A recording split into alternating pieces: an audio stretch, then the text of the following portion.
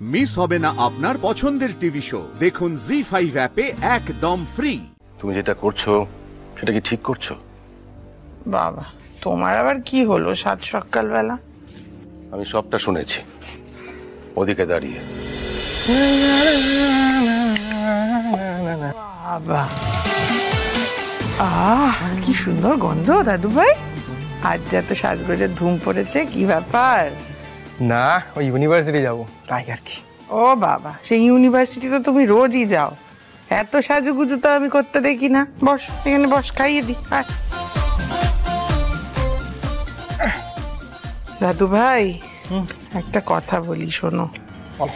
যা করছো করো। হা করো, হা করো, হা করো। হ্যাঁ, পড়াশোনাটাই কিন্তু ঢিল দিলে চলবে না বাবা। ঠাম্মিও কিন্তু তাহলে রেগে যাবে। ঠাম্মি, নো চাপ। ঠিক আছে, হাকর দেখি, হাকর। আবার হ্যাঁ, ওই দেখো। বাবা, কোমরের ব্যথাটা বেড়েছে।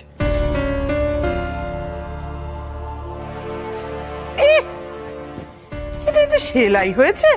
তোর মা তো খুব বড় মুখ করে বলে গেল, মা আমাকে দিন জামাটা, আমি সেলাই করে দিচ্ছি। কি ছিরি সেলাই হয়েছে দেখ। আবার আমাকে সেলাইটা কেটে পুরো সেলাইটা করতে হবে। পারি আমি? চোখে ভালো দেখি না এখন। দেখি বাবা, হ্যাঁ করো, হ্যাঁ করো। আমি আর খাবো না। আর একটুখানি খাও। আমি খাবো না। আচ্ছা ঠিক আছে, তাহলে জলটা খেয়ে নিও। কি যে করিস।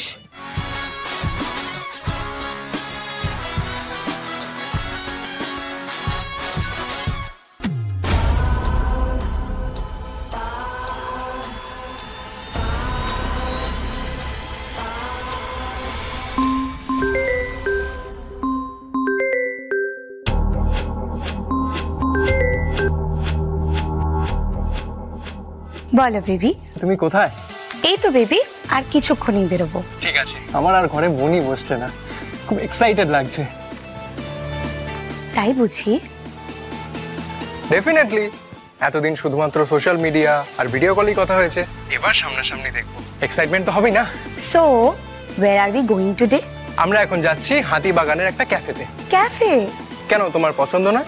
Actually I love street foods. আর আমরা তো এখন স্টুডেন্টস, বলো বেশি খরচা করাটা ঠিক হবে না, তাই না? সিরিয়াসলি তুমি আমাকে নিয়ে এত ভাবো? বলো, আমি যে কি ভেবে কি করি সেটা বোঝার ক্ষমতা তোমার নেই অর্পণ দত্ত। আমি ভাববো না তো আর কে ভাববি শুনি? ঠিক আছে, তাহলে আমরা মিট করি হাতিবাগানে। একদম। বাই বাই, সি ইউ সুন।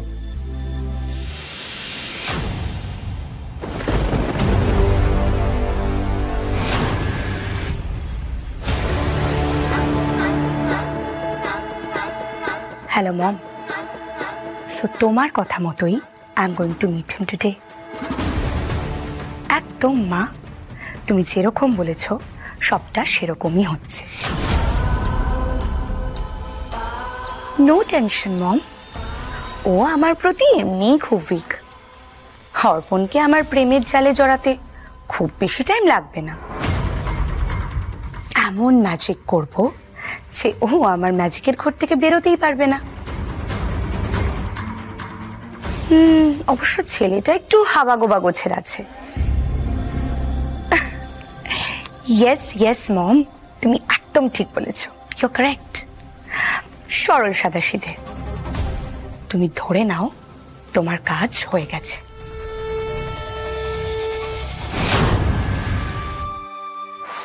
এদিকে বস।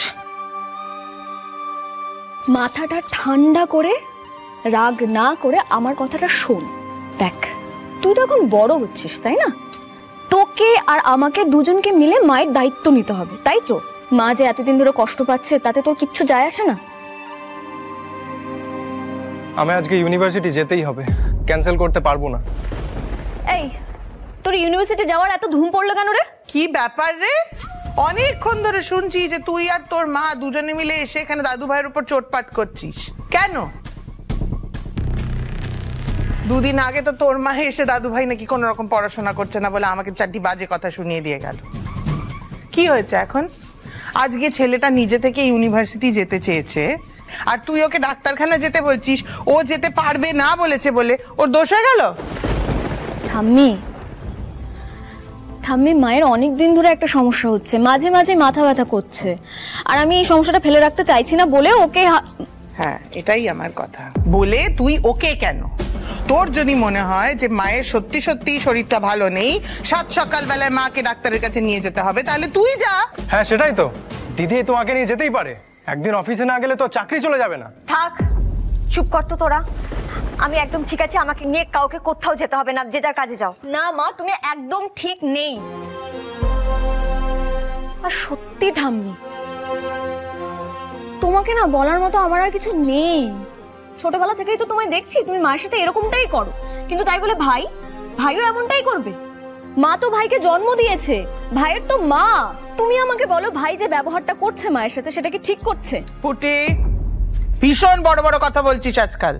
কি হয়েছে কি হয়েছে? ও বলেছে যে ও আজকে ডাক্তারখানা নিয়ে যেতে পারবে না কারণ ও পড়াশোনা করতে যাবে।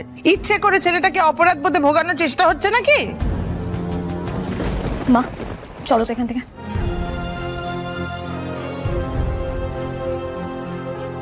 ঠাম্মি ঠাম্মি দেখলে তো দিদি কিভাবে বলে গেল আমাকে, যেন আমি মাকে ভালোই বাসি না। আচ্ছা ঠিক আছে, ওর কথা নিয়ে এত মাথা গরম করতে হবে না।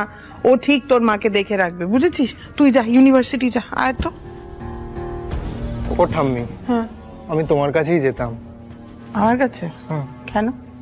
সেই তো কবে আগের সপ্তাহে টাকা দিয়েছো, আজকে একটু টাকা দাও। বুঝেছি। ঠিক আছে দাদু ভাই, তোমাকে এখন ঠাম্মি টাকা দিচ্ছে, কিন্তু তুমি যখন চাকরি পাবে তখন কিন্তু তোমার থেকে আমি টাকা চাইবো। হ্যাঁ, তখন তোমাকে চাইতেও হবে না, তখন এমনি আমি তোমাকে দেবো। বাবা, হয়েছে, অনেক হয়েছে। দাঁড়াও দি। এই তো, না 100 টাকা দিলাম। হ্যাঁ ও ঠাম্মি, হ্যাঁ, এই 100 টাকায় কি হবে বলো তো? অন্তত আরো 200 টাকা দাও। বাবা একটা কথা বলি, সেটা হচ্ছে এত খরচার হাত কিন্তু ভালো নয়। হ্যাঁ, এখন তো তুমি পড়াশোনা করছো তাই না? আর তাছাড়া তুমি তো জানোই তোমার বাবা হারিয়ে যাওয়ার পর থেকে আমাদেরকে একটু বুঝে শুনে সংসার চালাতে হয়। ঠিক আছে, এই নাও আরো 100 টাকা দিলাম। ঠিক আছে? ঠিক আছে ঠাম্মি। ঠিক আছে, এসো, সাবধানে চল।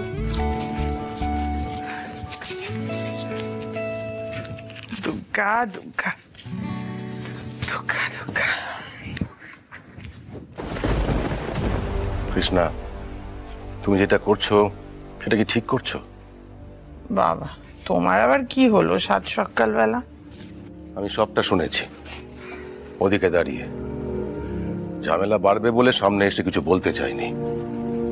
পুটি তো ভুল কিছু বলেনি। তোমার নাতি তার মায়ের সঙ্গে যে ব্যবহারটা করে সেটা জানার পরেও তুমি তোমার নাতিকে সমর্থন করছো। কি করে সমর্থন করছো? হ্যাঁ, একে তো ছেলেটাকে ছোটবেলা থেকে অন্যার ধারে কাছেও ঘেঁচতে দাওনি। আমি মানুষ করব সারাক্ষণ এই করে গেছো। এবার তোমার দায়িত্ব কিন্তু যাতে ছেলেটা মানুষের মতো মানুষ হয়ে ওঠে। জি5 ডাউনলোড করুন আর সব এপিসোড দেখুন একদম ফ্রি।